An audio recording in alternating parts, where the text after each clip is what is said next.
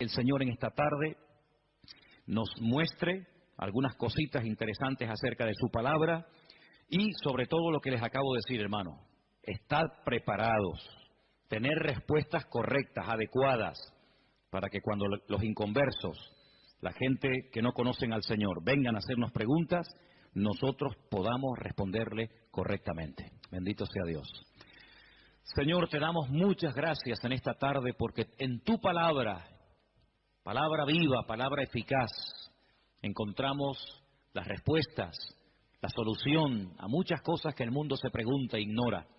Te pedimos, Dios mío, en el nombre bendito y poderoso de tu amado Hijo Jesús, que todo lo que compartamos en esta tarde sea de bendición, sobre todo para los que están buscando la verdad, para los que quieren adquirir conocimiento y conocer la verdad, verdad que les hará libres. Ayúdanos en esta tarde, Señor, a la luz de tu palabra, a dar respuestas a tantos interrogantes y preguntas que la gente tiene hoy en día. Nos ponemos en tus manos y pedimos que nos des luz y claridad en tu palabra, para que podamos, Dios mío, creer adecuadamente, estar firmes en la fe, sin titubear, sabiendo en quién hemos creído. Ponemos este tiempo de estudio en tu palabra, en el nombre bendito de Jesús.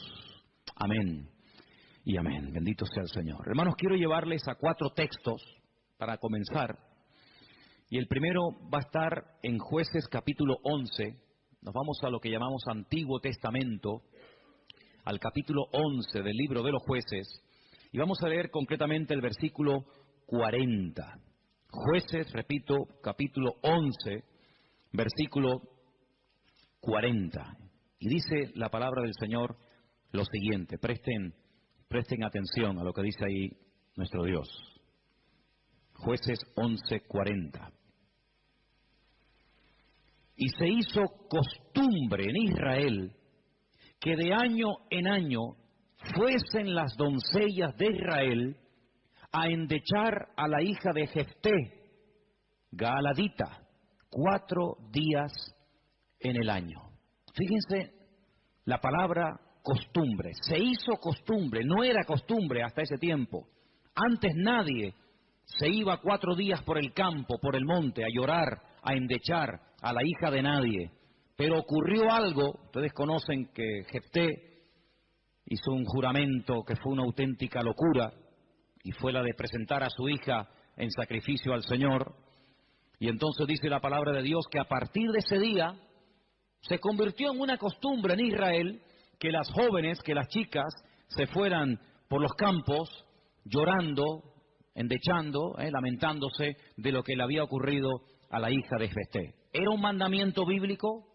¿Era algo que Moisés enseñó al pueblo de Israel en el desierto? No. Sino que se hizo costumbre. Empezaron un año y otro año, una generación y otra generación, hasta que aquello se convirtió en una costumbre. Y quiero en esta tarde que ustedes se den cuenta de que una cosa es la costumbre, la cultura, las tradiciones, y otra cosa muy diferente es lo que manda y ordena el Señor en su palabra. A nosotros nos tiene que dirigir la palabra de Dios, no las costumbres de las naciones. No es que esta costumbre, esta tradición lleva 500 años celebrándose en mi país o donde sea. Bueno, los años que se llevan celebrando las costumbres, cualquiera que sean, no le dan credibilidad a la costumbre. Durante muchos siglos era normal salir a una plaza pública y torturar o quemar a una persona, y todo el mundo iba como si fuera un espectáculo público, ¿verdad? Porque era la costumbre de la época. Bueno, pero eso no significa que como era la costumbre, pues está bien. Cuidado, la palabra costumbre, hábito, aparece desde un punto de vista positivo y desde un punto de vista negativo. Por ejemplo, la Escritura dice en el Evangelio según San Lucas que el Señor Jesucristo, conforme a su costumbre, iba el sábado a la sinagoga. Bueno, pero es que hay costumbres buenas, ¿sí? Y hay costumbres malas. En este caso era una costumbre que no tiene nada que ver con la palabra, pero como ya la gente lo hacía, pues el otro lo hacía y el otro lo hacía, y yo creo que ya después de años ni la gente sabía realmente el origen de esa costumbre, pero ya como que formaba parte de la cultura de la época. Quédense con ese detalle. Nos vamos al libro de Isaías, capítulo 2. Libro de Isaías, capítulo 2, versículo 6. Y dice lo siguiente, un texto, por cierto, muy interesante. Isaías 2, versículo 6. Ciertamente tú has dejado tu pueblo, la casa de Jacob, porque están llenos de costumbres traídas del oriente y de agoreros, como los filisteos que pactan con hijos de extranjeros. Uno de los reproches que el profeta Isaías lanzaba en la época en la que él le tocó servir al Señor en su ministerio es que ustedes se han llenado de costumbres que no son costumbres con una base bíblica, no son costumbres basados en un mandamiento de la Escritura, sino en costumbres, como dice aquí, importadas, traídas de Oriente, que no tienen nada que ver con ustedes. Por ejemplo, aquí en España, país en el que vivimos, pues se ha metido con una fuerza tremenda una fiesta, que era una costumbre de pueblos paganos, dicho sea de paso, que se ha celebrado hace poco, la famosa fiesta de Halloween, y tú estudias la historia de nuestros pueblos, aquí hay hermanos de otros países de Latinoamérica, y Halloween no tiene absolutamente nada que ver con la cultura latina. Absolutamente. Halloween no tiene nada que ver ni con Argentina, ni Uruguay, ni Venezuela, ni Cuba, ni España. Son costumbres importadas. Costumbres que no tienen nada que ver con nuestra cultura, pero a base de repetirlas y practicarlas un año y otro año, como que ya forman parte de una de las muchas fiestas que hay a lo largo del año. Eso, precisamente, es lo que dice el profeta Isaías en su época. Ustedes han abierto la puerta y se han llenado de costumbres traídas de Oriente, que no tienen nada que ver con ustedes. Y, dicho sea de paso, la mayoría de esas costumbres traídas de Oriente eran costumbres paganas, costumbres que no tenían absolutamente nada que ver con la palabra del Señor. Vamos a avanzar. Libro de Jeremías, capítulo 10. Jeremías, el capítulo 10, leemos lo siguiente, versículo 3. Jeremías 10, versículo 3. Miren qué texto tan interesante. Porque las costumbres de los pueblos son, ¿qué dice ahí? Vanidad. Vanidad de vanidades, decía el predicador. Las costumbres de los pueblos son vanidad. Y ahora habla acerca de la idolatría, que era una de las costumbres, no del pueblo de Dios, sino de los pueblos paganos. Ahí la palabra pueblos es la palabra goyim. La palabra goyim significa naciones. Cuando se habla de Israel, se menciona Israel, para que no haya género de duda. Pero cuando se habla de naciones paganas, naciones extranjeras, naciones, digamos, no adoradoras del Dios vivo y verdadero, se les llama goyim, se les llama naciones. Y en este caso dice, las costumbres de esas naciones, de esos pueblos, son todas absolutamente vanidades. Quédense con eso. Vamos a leer un versículo en Ezequiel, profeta Ezequiel, un libro que no sé por qué no se suele leer mucho, pero tiene textos y historias muy interesantes. En el capítulo 11 de Ezequiel, el capítulo 12, dice así: sabréis que yo soy el Señor, porque no habéis andado en mis estatutos, ni habéis obedecido mis decretos, sino que según las costumbres de las naciones que os rodean, habéis hecho. Las costumbres de las naciones que les rodean, esas son las que ustedes están practicando. No los estatutos, ni decretos, ni fiestas, ni celebraciones que nuestro Dios ha ordenado en su palabra, sino que todo lo contrario. Hay momentos, y ustedes seguramente han leído esos pasajes, donde los profetas, tratando de convencer, de sacudir al pueblo de Israel, les decían, a ver, vamos a ver, díganme ustedes un pueblo, una nación que haya cambiado sus dioses, que hayan dejado sus idolatrías por nuestro Dios. Ninguno, ninguno. Los egipcios, mira que vieron milagros los egipcios, Porque las famosas 10 plagas de Egipto eran milagros, eran demostraciones del poder de Dios, ¿sí o no? Totalmente. Dejaron los egipcios al convencerse de que sus dioses no servían para nada, que hicieron el ridículo. Dejaron los egipcios su idolatría para creer en el Dios de los hebreos, en el Dios de Moisés, ¿sí o no? Para nada. Es más, cuando salen de Egipto, ¿qué hace el faraón? Vamos a perseguirlos, vamos a atraparlos y llevarlos otra vez a Egipto para que sean nuestra mano de obra. No se convirtieron, no se arrepintieron. Y mira que vieron la gloria de Dios, un río lleno de sangre. Bueno, eso es algo tremendo. Cruzaban la calle y allí la gente tenía luz y alegría y vida. Y a este lado, muerte, los animales se morían llenos de úlceras, llenos de llagas, miseria, pobreza, muerte. Oiga, aquí hay una diferencia. Esta gente pinta con sangre de cordero las puertas de la casa y no se muere nadie. Y nosotros, los poderosos egipcios, incluido el faraón, se mueren todos los primogénitos. ¿Te parece poca diferencia? Y así podríamos hablar de otra, ¿verdad? Se convirtieron, dejaron su idolatría por el Dios de Abraham, de Isaac y de Jacob. No. Daniel, en Babilonia, ¿cuántas veces vieron la gloria de Dios a aquella gente? Vieron a Daniel sobrevivir toda una noche y no ser atacado por los leones cuando lo metieron en el foso. ¿Se acuerdan, sí o no? Vieron a aquellos 3 jóvenes que les habían cambiado el nombre, que no se quemaron dentro del horno de fuego. ¿Cambiaron? ¿Recapacitaron? Ninguno.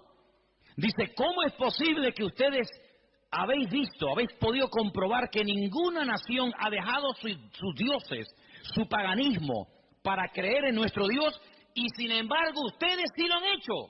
Dejaron al Dios vivo y verdadero para adorar a Moloch, a Milcón, a Astaroth, a Asera, a Baal. ¿Cómo puede ser eso? Pues eso fue lo que pasó. Ellos cambiaron al Dios verdadero por aquellos dioses, y dice el profeta Ezequiel en este pasaje, todo eso que habéis hecho son las costumbres de las naciones que les rodean, pero ustedes, en vez de influenciarles a ellos, que ellos se conviertan a ustedes, ha pasado todo lo contrario. Ustedes se han terminado convirtiendo a ellos. Han adoptado su forma de vivir, su forma de adorar, su forma de cantar, su forma de comportarse.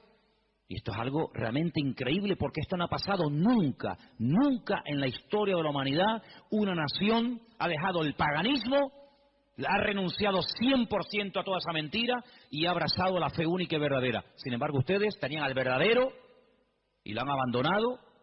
Otros profetas utilizaban el término han adulterado, han sido infieles a vuestro Dios. ¿Para adorar a quién? Al Dios de las moscas, al Dios de los excrementos, como hay por ahí un Dios también en la Biblia que se llama el Dios de los excrementos, para adorar a las criaturas en vez de adorar al Creador. Increíble, increíble. Entonces, los profetas que hemos leído, Jeremías, Isaías, Ezequiel y también en el libro de Jueces, dicen que todo eso, esas costumbres, son todas vanidades.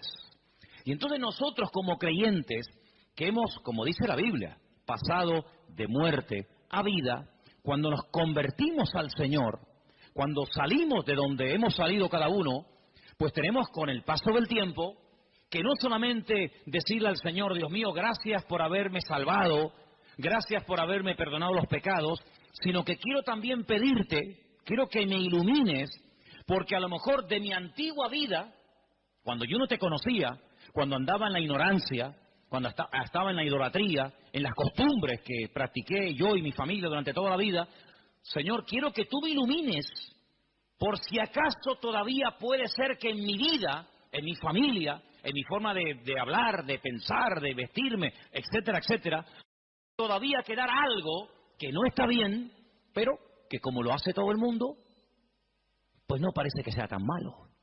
Porque si os dais cuenta, hermanos, hay cosas que se hacen hoy en día que están mal. Pero sin embargo, como las hace todo el mundo, no se ven mal.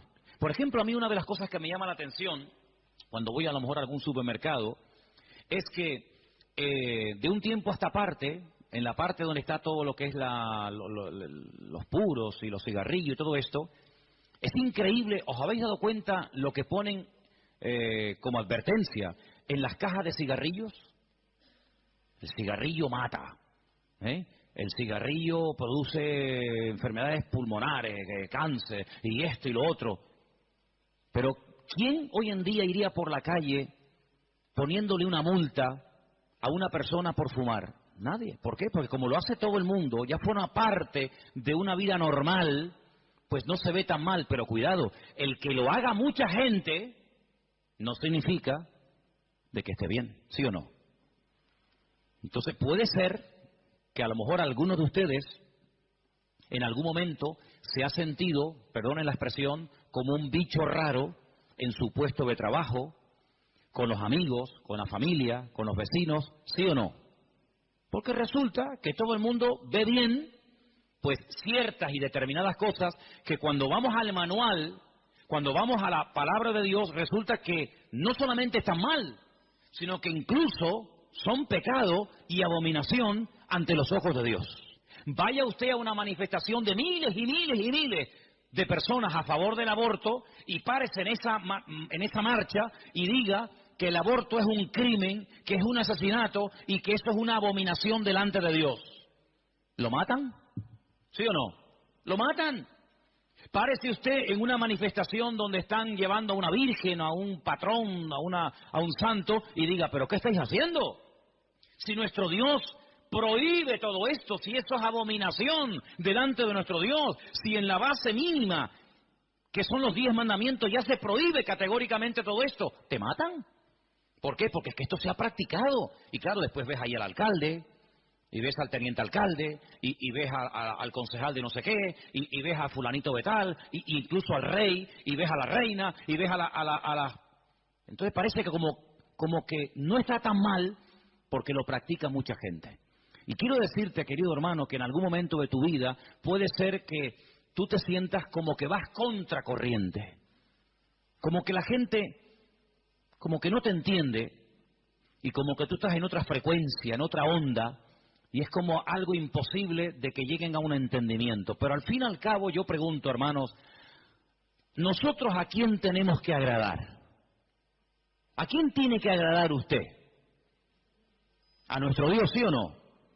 Bueno, pues si por agradar a Dios me pongo en contra de la familia, ¿estás dispuesto a pagar el precio? ¿Para qué te vas a bautizar? Con la edad que tú tienes. Si a ti ya te bautizaron tus padres cuando eras pequeñita, no lo pueden entender. Pero saben, hermanos, nosotros, repito, primero a quien tenemos que rendir cuentas es a nuestro Dios. Y en segundo lugar, tarde o temprano, como dije el domingo pasado, la fe. Y cuando hablo de la fe, yo no me refiero solamente a la creencia, sino me refiero, cuando hablo de la fe, también aglutino nuestro estilo de vida. Porque nuestra fe es un estilo de vida. Somos diferentes, ¿sí o no? Somos diferentes. Somos diferentes a la hora de hablar, a la hora de pensar, a la hora de reaccionar ante una situación. Somos diferentes, lo queramos reconocer o no, somos gente diferente. Eso incluye también el concepto fe. No solamente que creo en un Dios, en un cielo, en un infierno, en la Biblia como palabra de Dios, sino que la fe me lleva a una serie de cambios. Bueno, pues en ese paquete de mi estilo de vida, yo tengo que pararme y decir, ¿lo que estamos haciendo forma parte de una base bíblica o de costumbres que se han ido traspasando de padres a hijos, de generación en generación? Y yo, como he formado parte toda la vida, evidentemente, de este sistema de vida del mundo, pues las he incorporado como algo normal, pero nunca me paré a preguntarme si lo que yo estaba practicando, si lo que yo estaba creyendo era de Dios o era algo totalmente antibíblico. ¿Quién te convenció a ti? ¿Cuándo te diste cuenta de que adorar imágenes no era de Dios? Algunos de ustedes lo hicieron toda la vida. Pero llegó un momento en el que dijiste, esto no es de Dios, ¿sí o no? El que fue ladrón, el que fue drogadicto, el que practicó la prostitución o cualquier otro pecado. Hay un momento en la vida en el que a la luz de la Escritura, oyendo los mensajes, las predicaciones, leyendo la Biblia, el Espíritu ¡pam!, te golpeó, ¿sí o no? Te tocó y dijiste, que va, yo no puedo seguir por este camino. Y cuanto más profundices en la Biblia, cuanto más profundices en la palabra, te das cuenta de que uno tiene que cambiar en todo, en todo. Forma de hablar, a veces, ¿por qué no decirlo?, hasta en la forma de vestir, ¿sí o no? Hombre, vamos a ver, Si, por ejemplo, una chica que está ejerciendo la prostitución esta tarde se convirtiera al Señor, seguramente la forma como esa chica se viste, que está diseñada para seducir, para atraer, para llamar la atención, pues cuando esa chica se convierta al Señor, lo más probable es que el Espíritu le ponga en su corazón que la forma como viste, pues es una forma que tiene una finalidad, pero que esa finalidad en absoluto la tengo que llevar a cabo en un culto. Por lo tanto, seguramente, en un momento determinado, el Señor le pondrá en su corazón, oye, vístete un poco más decentemente, más ¿sí o no? Seguramente que sí. Y el que toda la vida ha estado robando o toda la vida ha estado haciendo daño, seguro que el Espíritu le va a hablar en ese área de su vida. Pero luego hay otras cosas, como hemos leído, costumbres, que como que no las vemos tan mal. Y hemos visto a la luz de la palabra de Dios, solamente les di 4 textos, están ahí grabados por si los quieren después volver a leer, 4 versículos donde tenemos que analizar y preguntarnos las costumbres, no los mandamientos, las costumbres que estamos llevando a cabo son bíblicas, son de Dios. Y ahora vamos a pasar al tema que la gente nos pregunta mucho por internet. ¿Qué opinan ustedes acerca de estas fiestas navideñas? ¿Puede un cristiano? ¿No puede un cristiano? ¿Está bien esto? ¿Está bien aquello? Bueno, lo primero que tenemos que partir de la base es la siguiente. Nadie, absolutamente nadie, desde que el cristianismo o desde que Cristo vino a este mundo, y mira que lo han intentado, nadie sabe exactamente el día en el que nació el Señor Jesucristo. Nadie.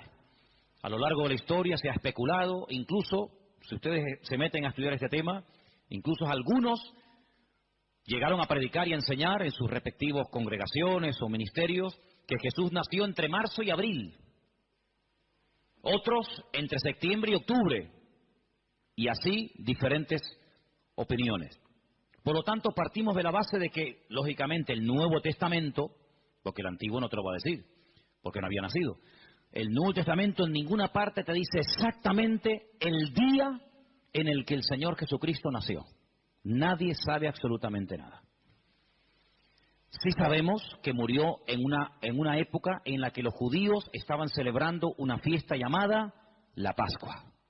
Sí sabemos que hay una fiesta que nosotros la conocemos como Pentecostés, que su nombre original es Shavuot, la fiesta de las semanas, que el Señor la utilizó para que en ese día concretamente, pues aquel grupo que había en aquella casa fueran llenos del Espíritu Santo. Eso sí lo sabemos.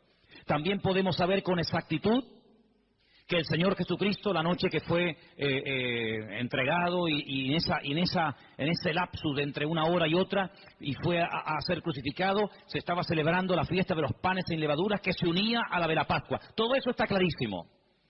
Y sabemos pues cuándo hay que celebrar la fiesta de la Pascua y la fiesta de Pentecostés y la fiesta de los tabernáculos. Todo eso lo sabemos porque está estipulado en la Biblia y te dice, contarás desde tal día a tal día, tantas semanas. ¡Pum! Y eso es matemático. Pero en cuanto al nacimiento de Cristo, la Biblia no nos da ninguna información exacta de cuándo nació. ¿Por qué? Porque en nuestra concepción, entre comillas, cristiana, cometemos un gravísimo error. Y es que Jesucristo nació en un contexto judío, no en un contexto cristiano. Jesús nunca fue a ninguna iglesia evangélica, él toda la vida fue a sinagogas. Jesús nunca practicó costumbres cristianas, las costumbres que él practicó y su padre y su madre y sus antepasados eran costumbres judías, ¿verdad? Por lo tanto, para nosotros se comienza a contar desde el nacimiento del niño y dice, bueno, el niño nació el 2 de octubre, pues al año que viene, el día 2 de octubre, el niño cumple un añito, ¿sí o no? En la mentalidad judía no se cuenta el tiempo así. En la mentalidad judía, en el momento en el que la mujer sabe que está embarazada, en el que la mujer sabe perfectamente que sí o sí está embarazada, ahí se empieza a contar. No a partir del nacimiento a los 9 meses, ¿me entendéis? Por lo tanto, ya empezamos mal. Es como, por ejemplo, cuando nosotros decimos, bueno, ahora mismo aquí en Tenerife tenemos las 8 en punto de la noche. A las 12:01 será día viernes. Eso según nuestro calendario, según nuestra cultura. según la Biblia, ya es viernes. ¿Por qué? Porque en cuanto cae el sol, y ya se puede ver aunque sea una sola estrella en el firmamento, automáticamente ya estamos al día siguiente. Entonces dice, entonces todos al revés. Bueno, hay que saber esas cosas. Nuestro calendario gregoriano, inventado, mandado a hacer por un papa, tiene 365 días. El calendario bíblico tiene 360 días. Otro dato a tener en cuenta. ¿Qué te parece? Y así podríamos contar cantidad de detalles que cuando uno va a la palabra, uno tiene que conocerlos. Porque si no ya estás partiendo equivocadamente. Y entonces decimos, el nacimiento del niño marca el momento de su nacimiento y de su próximo cumpleaños. Te vuelvo a repetir, la vida en la cultura judía, en la cultura hebrea, se cuenta a partir de la concepción, no a partir del nacimiento. Ahora bien, tengo aquí algunos datos que les voy a leer en esta tarde, que son muy interesantes, pero primeramente quiero decir lo siguiente. No sabemos la fecha exacta del nacimiento de Cristo. No hay ni un solo ejemplo, ni uno solo. Si alguien sabe de alguno, por favor que lo diga ahora, o calle para siempre. No hay ni un solo ejemplo en el Nuevo Testamento de nadie que haya practicado el nacimiento de Cristo, que haya celebrado, mejor dicho, el nacimiento de Jesús. La única fiesta que nos obligó el Señor a recordar frecuentemente fue, dice, haced esto, háganlo en memoria de mí. Y cada vez que comáis este pan y cada vez que bebáis de esta copa, mi muerte estáis anunciando hasta que yo vuelva. Es una orden. Yo sé que hay movimientos cristianos o evangélicos que no practican esto de tomar pan y vino asiduamente, porque dicen que es algo simbólico. Bueno, yo solamente lo digo con todo mi respeto, no saben lo que se pierden. Y es una interpretación incorrecta. Yo creo que es bíblico y estamos todos de acuerdo, ¿sí o no? Que hay que partir del pan y el vino. Hombre, hay iglesias que lo hacen todos los domingos. Elena, por ejemplo, se crió en una iglesia que todos los domingos, sí o sí, todos los domingos a la mañana, se llama culto de comunión. Por eso, porque se da la comunión. Hay iglesias que lo hacen una vez al mes, otras iglesias una vez al año, etcétera, etcétera. Pero que hay que hacerlo, hay que hacerlo. Pero Jesús nunca dijo, los discípulos nunca dijeron, Pablo nunca escribió, Pedro nunca escribió, Santiago nunca escribió, ningún discípulo escribió, y también tenéis que recordar todos los años el nacimiento del Mesías. No. Mira, recordamos cuando partió el pan y el vino e inauguró el nuevo pacto. Recordamos su muerte, claro. Recordamos su resurrección. Recordamos la venida del Espíritu Santo en el día de Pentecostés. Recordamos un montón de cosas, pero bíblicamente no te puedo demostrar, no lo puedo hacer. Te estaría mintiendo. No te puedo demostrar bíblicamente que los primeros cristianos celebraban el nacimiento de Cristo. No lo hacían. Ni siquiera es un mandamiento de la Biblia el celebrar dicha fiesta. Entonces te estoy dando información para que lo sepas. La fecha exacta del nacimiento de Cristo no se encuentra registrada en el Nuevo Testamento. Ahora, el famoso día 25 de diciembre ha sido un día que en el mundo pagano, en el mundo greco-romano, ustedes saben que estaban los babilónicos, luego vinieron los medos persas, a continuación los griegos y después los romanos. El Antiguo Testamento, lo que llamamos vulgarmente Antiguo Testamento, termina con el imperio medo-persa. Pero cuando empezamos a leer el Nuevo Testamento, nos encontramos a los romanos. Y tú dices, ¿pero y los griegos? ¿Ves? La Biblia no te da información sobre los griegos. Pero entre el Antiguo y el Nuevo Testamento, que hay 400 años de silencio, ¿sabían eso, no? Nuestro Antiguo Testamento, ¿cuál es el último libro del Antiguo Testamento según nuestra Biblia? Malaquías. Pero cuando tú vas a una Biblia hebrea, tú te das cuenta que el último libro del Antiguo Testamento no es Malaquías, es Segunda de Crónicas. Da igual, el orden no altera los factores, ¿no? Sea uno, sea otro, son exactamente lo mismo, aunque el orden es diferente. Pero cuando se termina de escribir, cuando el último profeta del Antiguo Testamento terminó su mensaje, supongamos que fuera Malaquías, hasta que encontramos al siguiente profeta predicando. ¿Y quién fue el siguiente profeta entre el Antiguo y el Nuevo predicando? ¿Quién fue?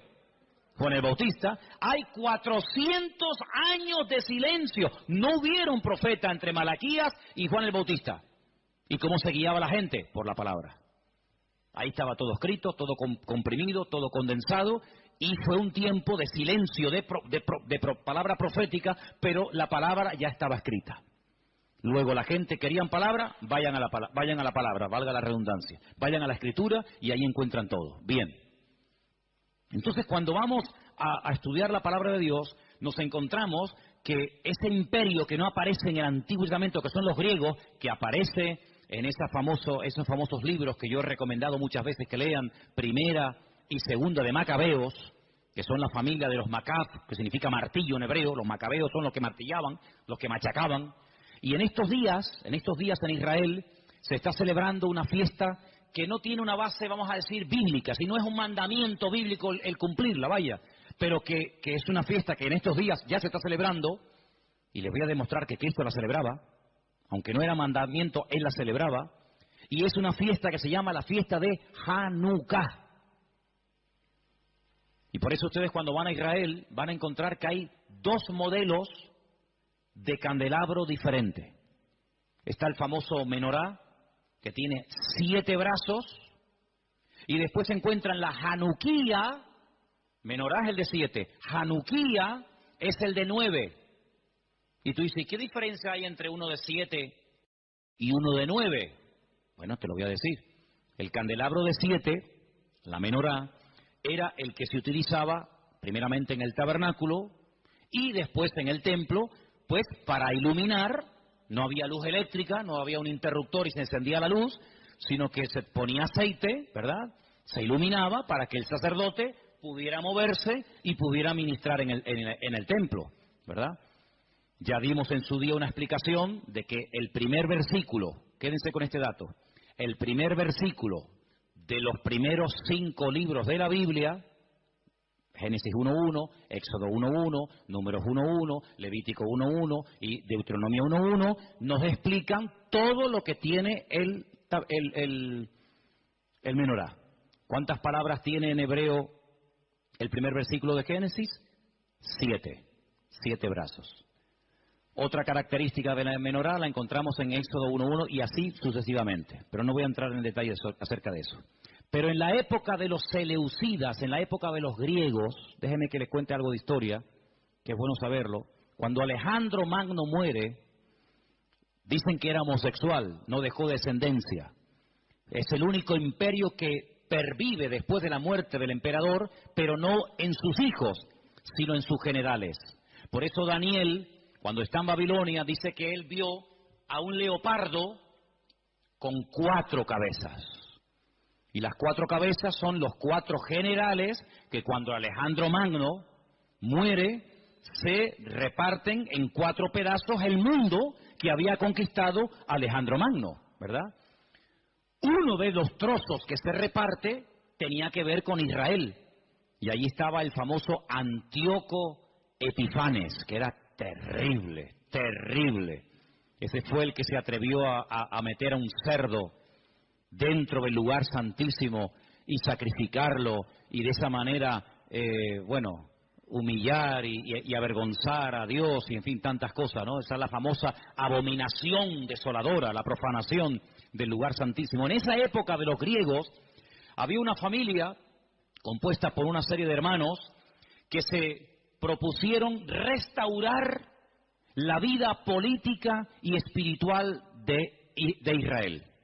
Los griegos dominaban, el templo habían convertido en un gimnasio, habían impedido los sacrificios y aquello era un desastre. Esta familia se levanta, primero un hijo, después el otro hermano, todos murieron como mártires, es una historia tremenda. Y estos macabeos, que no se llamaban macabeos, sino una especie de apodo, los que martillaban, los que golpeaban, pelearon militarmente, cuerpo a cuerpo con los griegos y los derrotaron, los vencieron, los echaron de Israel y restauraron el culto en el templo. Pero resulta que el aceite que se utilizaba para las lámparas del candelabro, en este caso de la menorá, no llegaba, porque lleva un proceso Y se tarda un tiempo en elaborar ese aceite específico para la menorá. Había muy poco aceite. ¿Qué ocurrió? Oraron al Señor y el Señor hizo que la poca aceite que quedaba durara milagrosamente más tiempo de lo que habitualmente duraba.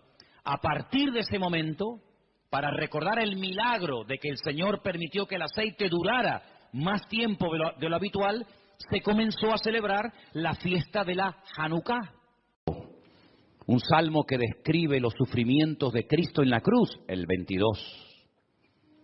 Hay salmos que son oraciones, por ejemplo el 90, el Salmo 90, que por cierto mi suegra Esperanza se lo sabe de memoria, con la edad que tiene, es una oración que hizo Moisés.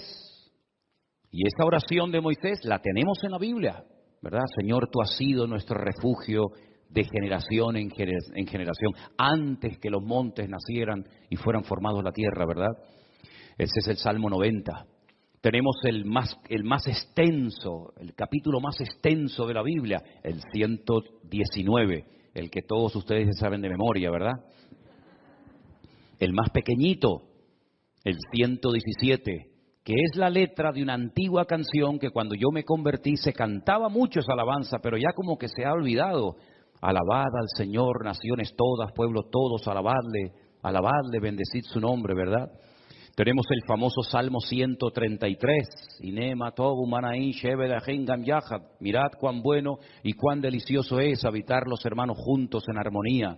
Tenemos salmos proféticos, salmos que son quejidos, lamentos, ¿verdad? Tenemos la oración de los ancianos, la petición, el salmo de los ancianos, el salmo de las personas que ya han pasado a otra etapa de la vida, es un salmo precioso también. Pero todos esos salmos se fueron recopilando a lo largo de la historia en diferentes periodos. Y ahí les he puesto un gráfico en las pantallas de la iglesia para que ustedes vean el proceso que experimentaron los salmos hasta poder recopilar los 150 y tenerlos en nuestras Biblias. Por ejemplo, los primeros 41 salmos, del 1 al 41, se recopilaron, no significa que se escribieron, pero que se recopilaron en la época del rey David.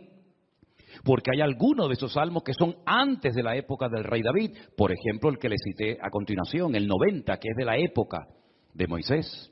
Pero esos 41 primeros salmos se recopilaron, se reunieron y posteriormente se añadieron al libro de los salmos en la época del rey David. Otros salmos, por ejemplo, del 42 al 72 y del 73 al 89, se recopilaron en los tiempos de esos dos grandes reyes de Judá, los reyes del sur. Estos dos reyes fueron extraordinarios, Ezequías y Josías. Ezequías fue aquel rey que decidió meter el agua por debajo de Jerusalén para que si fuera sitiada, si los enemigos atacaban Jerusalén, no les cortaran el suministro de agua y se murieran de sed, esperando fuera los enemigos que Israel se rindiera.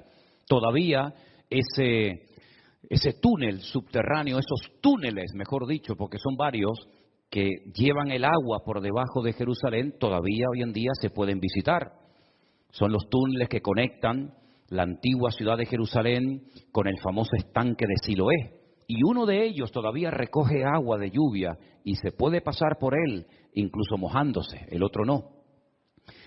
Y el rey Josías fue un rey muy utilizado, un hombre, un instrumento tremendo en las manos del Señor. Fue aquel rey que, cuando le dijeron hemos descubierto el libro de la Torá, el libro de la ley en el templo que estaba abandonado, hace una serie de reformas extraordinarias que hacía muchísimo tiempo que Israel las necesitaba.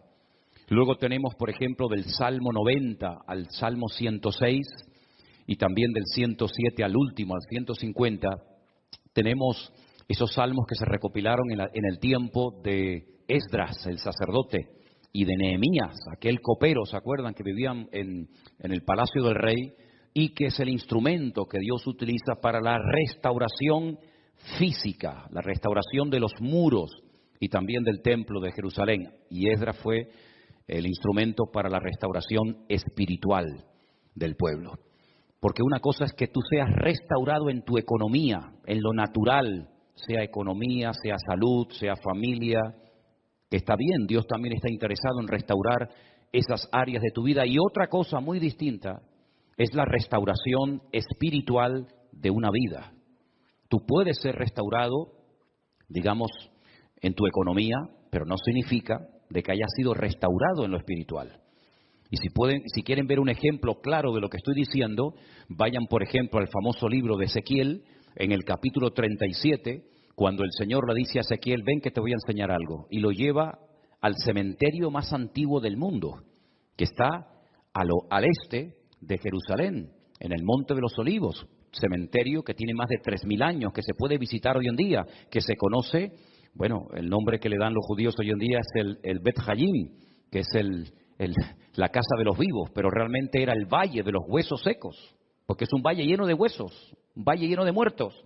Y el Señor, estando él en Babilonia, le muestra ese valle, ese cementerio, y le dicen, ¿tú crees que estos huesos vivirán? ¿Tú crees que volverán a la vida estos huesos secos en gran manera, que en algunos casos hay años y años que están ahí enterrados? Y el profeta Ezequiel le dice al Señor, yo no sé, Señor, lo que va a pasar con estos huesos, con estos muertos. Y el Señor le dice, predícales, profetízales a los huesos. Y dice que mientras les predicaba, comenzaron a levantarse esos huesos y se formaron cuerpos humanos, seres humanos, con piel, con tendones, con miembros, con cuerpos. Pero dice que eran como muertos vivientes, les faltaba el espíritu.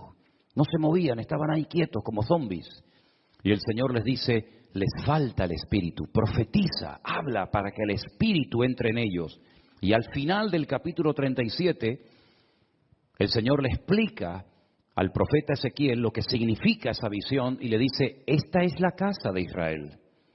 Estos son los hijos de Israel, que van a experimentar un resurgir como pueblo, como nación, una restauración nacional, que en los tiempos de Ezequiel era impensable, pero que nosotros sabemos que se ha producido en el siglo XX, en mayo de 1948, los huesos secos, esparcidos por todas las naciones de la tierra, se levantaron en un solo día como pueblo, y ahí están, con su himno, con su bandera, con su tierra, con su capital, pero la restauración espiritual aún no se ha producido. Todavía falta la restauración más importante del pueblo de Israel, y es la restauración espiritual que se va a producir cuando ellos reconozcan a Yeshua HaMashiach como el verdadero Mesías, Mesías que traspasaron, Mesías que rechazaron, pero que verán algún día que era el verdadero Mesías. En los Salmos encontramos mucha información acerca de la restauración nacional y espiritual del pueblo de Israel. Encontramos que dicha restauración se llevaría a cabo a través de la obra de Cristo, del Hijo de Dios humanado y encarnado, que habitaría entre los seres humanos como un ser humano más. En los Salmos también encontramos al principio mucha información acerca del tipo de salmo que vamos a leer. Por ejemplo, hay salmos que en la parte de arriba pone Mictán. ¿Lo habéis visto alguna vez? Mictán. Y uno dice, ¿y eso qué significa? Mictán es una enseñanza profunda. Un salmo que ponga arriba como título Mictán es una enseñanza a tener en cuenta. Es una sabiduría expuesta por escrito para que el que la lea, el que la reciba, el que la cante, sepa que está cantando verdades muy profundas que nacen del corazón de Dios. Hay salmos que, por ejemplo, pone Salmo de Segilot, y significa que es un salmo que se tenía que tocar con instrumentos de cuerda, porque no todos los salmos se tocaban con instrumentos de cuerda, había otros que eran de percusión y otros de viento. Hay salmos que pone, por ejemplo, Shir LaMa'alot, salmo cántico de las subidas, que eran los salmos que cantaban los peregrinos cuando subían a Jerusalén 3 veces al año a celebrar la fiesta de la Pascua, la fiesta de los tabernáculos, que era la última, y en medio la fiesta de Pentecostés o la fiesta de Shavuot, las semanas. Y también algunos creen que había escalones en el templo de Jerusalén donde se ponía el coro, y esos salmos de las subidas desde allí los cantaban.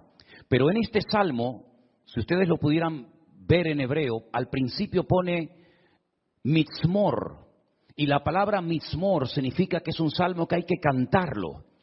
Nosotros como cristianos no tenemos esa costumbre, lamentablemente.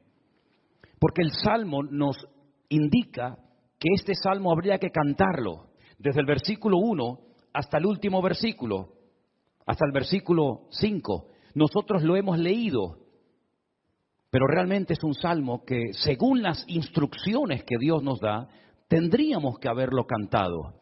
Y es la mejor manera de aprender capítulos enteros de memoria de la Biblia poniéndole música. Y es la mejor forma de aprender, ya digo, capítulos y capítulos enteros de la Biblia. Ahora, el Salmo 127, que es el que se leía en esta tarde, si ustedes buscan su Biblia, empieza diciendo que si el Señor, el Eterno, Jehová, como dice la versión Reina Valera, no edifica la casa, en vano trabajan los que la edifican.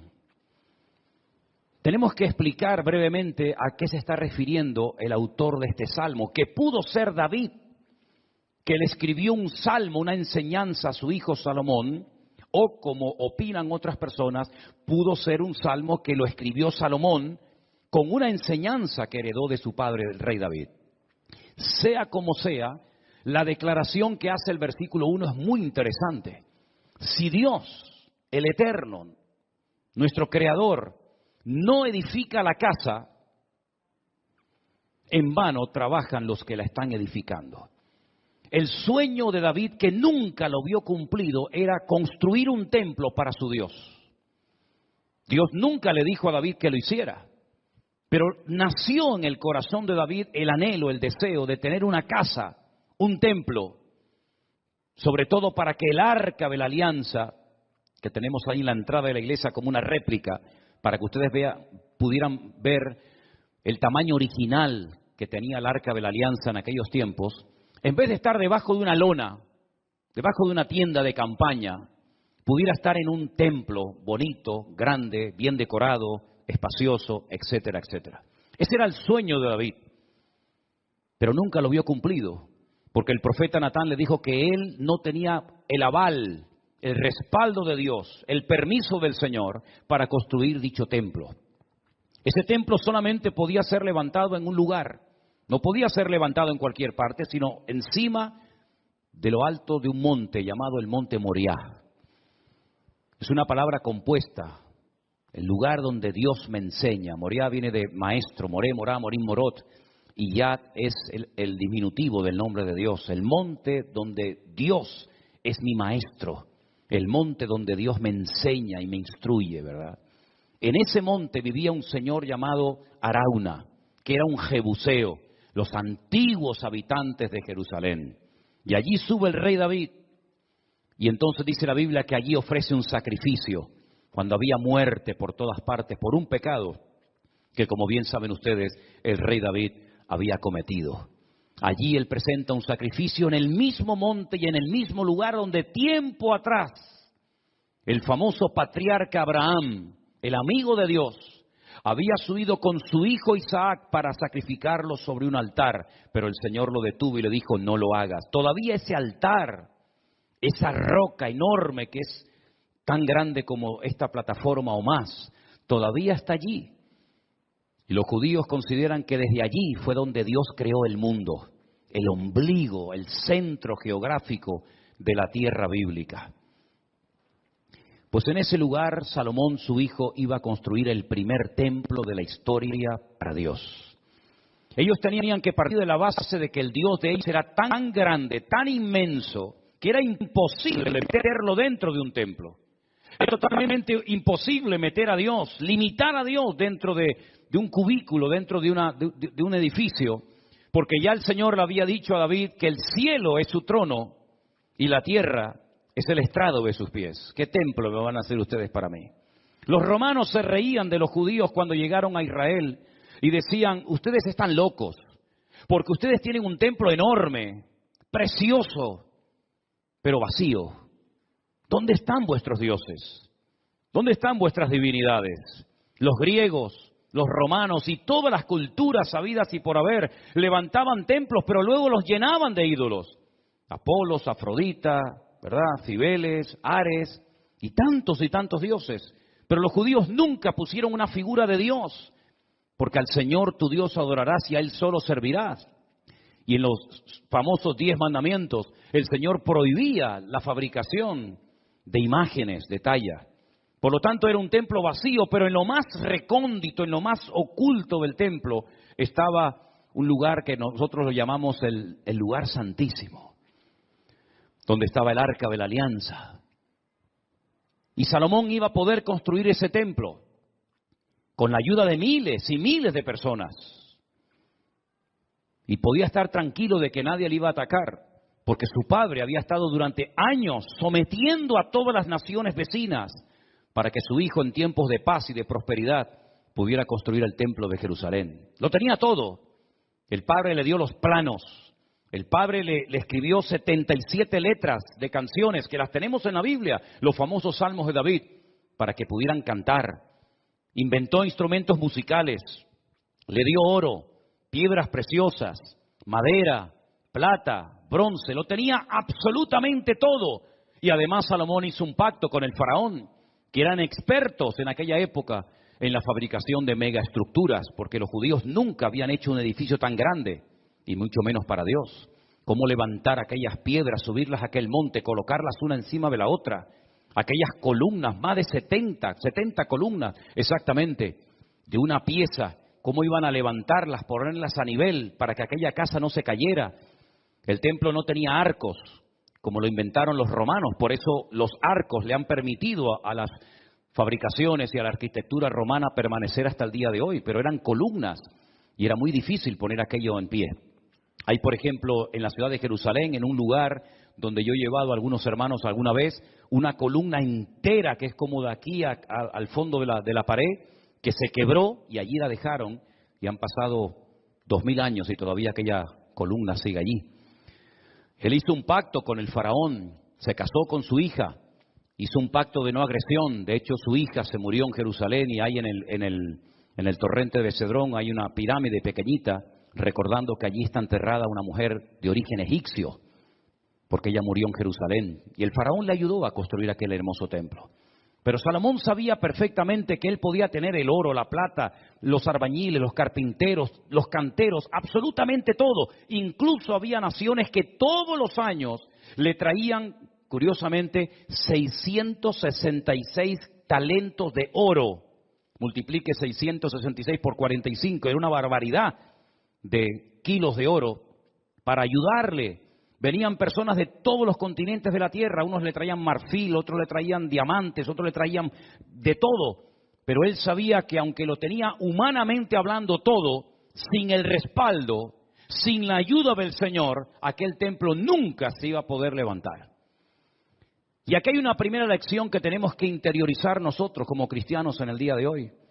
Nosotros nos podemos esforzar mucho y de hecho el esfuerzo forma parte de la vida cristiana. Esfuérzate y sé valiente, le decía el Señor a Josué, ¿verdad?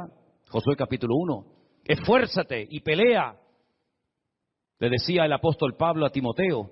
Pero por mucho que nos esforcemos, por mucho que trabajemos, por mucho que madruguemos o por mucho que trasnochemos, sin el respaldo, sin el favor de Dios, todo lo que hagamos nos sirve absolutamente para nada. ¿Cuántos dicen amén? Algunos creen que por trabajar más van a ganar más y se equivocan, porque la Biblia no enseña que para ganar más hay que trabajar más. Si usted quiere ganar más, no haga eso, porque lo está haciendo al revés. Si usted quiere ganar más, yo después le digo lo que tiene que hacer, pero no trabajes más para ganar más, porque vas a ganar menos y te vas a terminar agotando. Porque la Biblia dice en el Salmo que hemos leído que si el Señor no edifica la casa, en vano. Y esa palabra en vano, esa expresión en hebreo en vano, significa para que no llegues al agotamiento físico y mental. ¿Qué les parece? Para que no llegues a un momento que digas, ya no aguanto más, estoy reventado, estoy cansado. Llego el fin de semana, quiero descansar y el lunes voy igual de cansado o peor. Y vas acumulando cansancio y durante la noche no duermes.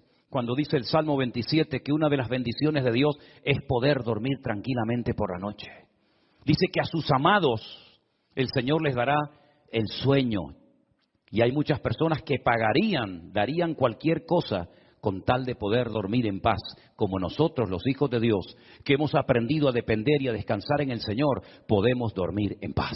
¿Cuántos dicen amén? No sé por qué nos han hecho últimamente a Elena y a mí una pregunta, me la hacen de vez en cuando, por internet, por WhatsApp, por correos, incluso hasta en persona. ¿Ustedes están durmiendo bien? Y preguntamos, ¿y por qué nos hacen esa pregunta?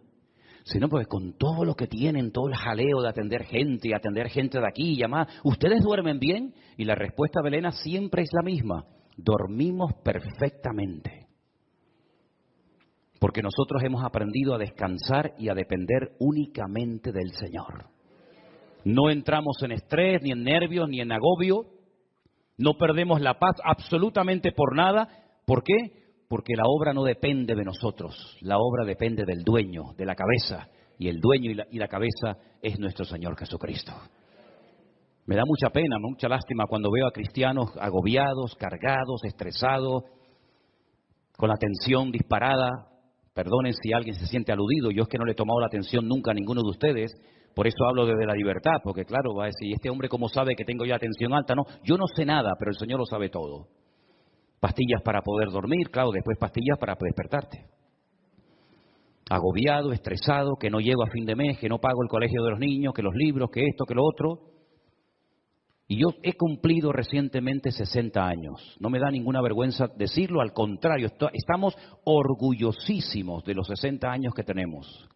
Y de esos 60 años, que parecen mucho, pero a la hora de la verdad no son tantos, de esos 60 años, 40 los he dedicado a servir única y exclusivamente al Señor. Es decir, no me he dedicado en otra cosa los últimos 40 años de mi vida más que a servir al Señor.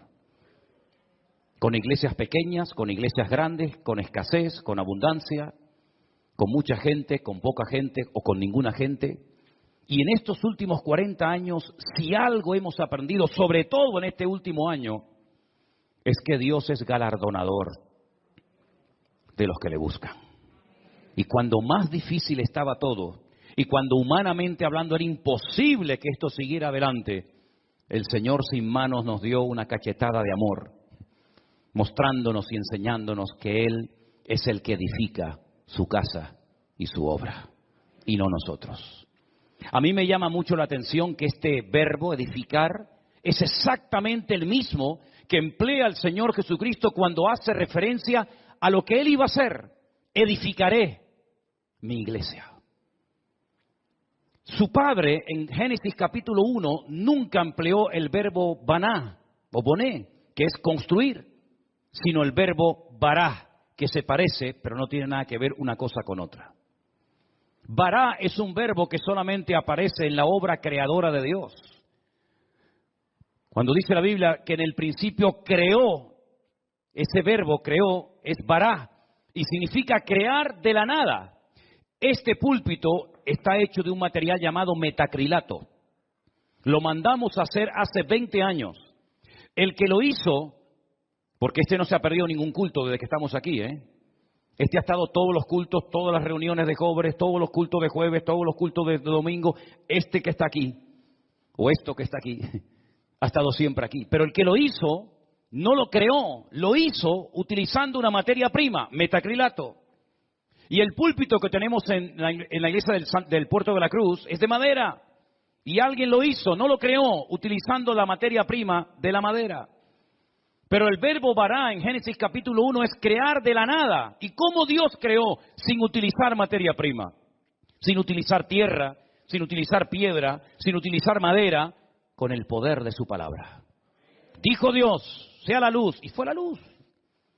Y dijo Dios, y todo lo que Dios decía se materializaba por el poder de su palabra. Pero curiosamente el Hijo, cuando viene a este mundo hace 2000 años, Él no dijo, crearé mi iglesia de la nada. No dijo eso, sino dijo, edificaré. Y si juntamos, y tenéis memoria para recordar esto, el Salmo 127 dice Salomón, si Dios no edifica esta casa, en vano estamos trabajando nosotros aquí. Estamos perdiendo el tiempo, nos estamos desgastando, vamos a llegar a la extenuación, al agotamiento, si Dios no respalda esta obra. Porque él sabía que esa obra no dependía de sus obreros, de su sabiduría, que era mucha y la tenía, de su dinero, que era mucho y lo tenía. Él sabía que aquella casa no era una casa particular, no era una sinagoga, no era un colegio, era la casa de Dios. Y la casa de Dios solamente se podía utilizar esa palabra, esa expresión, para hacer referencia al templo. Yo sé que hay gente que dice, hermanos, bienvenidos a la casa de Dios. Está mal dicho eso. Porque esto no es la casa de Dios. Esto es un local donde se reúne la iglesia, pero esto no es la casa de Dios. Dios no vive aquí. Si esto fuera la casa de Dios, yo no me voy de aquí ni a palos. ¿Cómo me voy a ir de aquí si mi Dios vive aquí? ¿A dónde me voy a ir? Nos tendríamos que venir a vivir aquí. Pero esta no es la casa de Dios. Pero en aquellos tiempos, cuando Salomón dice, si Jehová no edificare la casa, ¿a qué casa se refería? A la casa de Dios. Él sabía que esa casa no iba a poderse terminar si no tenía el respaldo de Dios. Por eso el Señor Jesucristo pudo decir, yo edificaré mi iglesia. Porque Él dijo, todo lo que hago y todo lo que digo, lo hago porque mi Padre me da autorización y me apoya para hacer y decir lo que hago. Por eso la iglesia ha permanecido en estos últimos 2000 años con persecuciones, con todo tipo de regímenes políticos, con falsas doctrinas, con divisiones, etcétera, etcétera. ¿Por qué? Porque el que la está fabricando no es el hombre, el que la está construyendo es el Señor Jesucristo. Y nosotros somos piedras vivas en ese edificio, pero la piedra angular, la que soporta todo el peso, es nuestro Señor Jesucristo. La piedra que desecharon los edificadores ha venido a ser la cabeza del ángulo. Bendito sea Dios. Piná, Rosh Piná.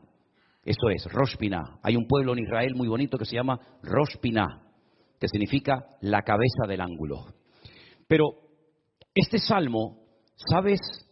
Te da una calma, te da una paz impresionante, porque no tienes que estar dependiendo de tu esfuerzo personal, sino del respaldo de Dios. Y yo le hacía esta mañana a los hermanos del Puerto de la Cruz 2 preguntas que se las voy a hacer ahora a ustedes. ¿Dios está respaldando lo que estás haciendo? Piensa bien, ¿eh? Todos no vamos a ser pastores, todos no van a ser predicadores, evidentemente. Pero todos y cada uno de ustedes, de nosotros, nos dedicaremos en la vida a algo. Pero mi pregunta es, ¿a eso a lo que hoy por hoy te estás dedicando, tú notas en tu vida el favor de Dios, el respaldo de Dios? Si la respuesta es sí, yo siento que en mi profesión, en mi carrera, en mis estudios, en mi trabajo, yo siento y noto que el respaldo, que la bendición de Dios está conmigo. Gloria a Dios, no sabes cuánto me alegro, hermano. Pero si la respuesta es no, entonces, ¿por qué lo estás haciendo? Si sabes que Dios no te ha mandado a hacer lo que estás haciendo, ¿cómo te atreves a hacerlo? Porque la segunda pregunta que les iba a hacer es, ¿por qué estás haciendo lo que estás haciendo? ¿Para ganar un sueldo? Es decir, ¿tú sabes que no estás haciendo lo que Dios quiere? Esa no es la voluntad perfecta de Dios para tu vida, pero igualmente lo haces. Porque al final de mes un señor te pone un sobre con un dinero para poder cubrir tus necesidades. ¿Así es como tú te has montado tu vida cristiana? ¿Te ves haciendo lo que estás haciendo tus próximos 10 años, 20 años de tu vida? ¿Este es el futuro de tu vida? ¿Dedicarte a lo que estás haciendo? Si es la voluntad de Dios, gloria a Dios, siga adelante. Pero como la vida es tan corta y cuando te des cuenta pasó, ¿cómo hay creyentes que se han dedicado toda la vida a hacer lo que saben que no era la voluntad de Dios perfecta para ellos, pero al fin y al cabo lo hacían para al final de mes recibir un sobrecito con un hueso que te daba un señor que le sobraba de todo, que a veces no te pagaba lo que tú merecías por haber trabajado tanto, pero dependías de él hasta para poder poner un poco de gasolina a tu coche o comprar una compra, hacer una compra en un supermercado. Para eso murió el Hijo de Dios en una cruz, para que viviéramos como la gente del mundo, sin marcar una diferencia y sin demostrarle al mundo que Dios nos enseñó a nosotros en su palabra un estilo de vida diferente. Yo te voy a confesar algo que probablemente es la primera vez en mi vida que voy a decir en público. Yo no sé si en algún momento, en alguna iglesia, en alguna predicación, desde los 19 años que estoy sirviendo al Señor, yo he dicho alguna vez esto que voy a decir ahora. Esto sería como dicen en televisión, esto es una primicia. ¿Tú sabes cuál era la preocupación, la gran pregunta que yo tenía en el tercer año de escuela bíblica, de seminario, cuando yo estaba a punto de salir? ¿Sabes cuál era mi pregunta? ¿De qué voy a vivir? Porque yo no quería volver a la casa de mis padres. Porque yo le había dicho a mi padre que el Señor me había llamado. Y cuando él me preguntaba, ¿de qué vas a vivir? No había iglesias por ninguna parte. Hoy en día hay iglesias por todas partes. Pero en aquellos años, hace 40 años, no había iglesias prácticamente por ninguna parte. Eran contadas con los dedos de una mano las iglesias que, por ejemplo, había en Tenerife. Muchas de las iglesias que ustedes conocen o han visitado, o a lo mejor han estado, no existían. Las iglesias eran de 10, 15 personas, había muy poca gente, un culto de jóvenes con 5, 6